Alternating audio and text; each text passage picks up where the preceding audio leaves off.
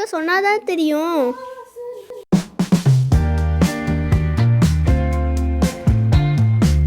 அட அக்கா, அது இல்லைக்கா. எதுவும் இல்லைக்கா. எழுந்து பேசாமல் ஒழுங்கா நான் சொல்கிறத கேளுங்க. என்னன்னா, நம்ம டீ கடைக்காரனோட இந்த விமலா பொண்ணு ஓடி போயிட்டாலாமா. அது மட்டும் இல்லை, விமலாவோட காரையும் எடுத்துகிட்டு ஜம்முன்னு ஓடி போயிருக்காங்க 2 பேரும், தெரியுமா? அப்படியா? சொல்லவே இல்லை.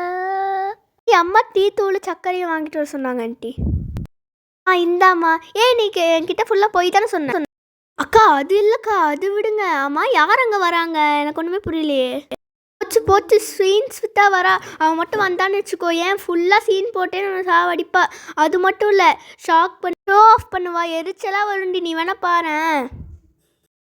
ஹாய், ஆக்சுவலி என் ஹஸ்பண்ட் இருக்காங்கல்ல, அவங்க என்கிட்ட ஃபாரின்லேருந்து சாக்லேட் அனுப்பிச்சாங்க, தெரியுமா?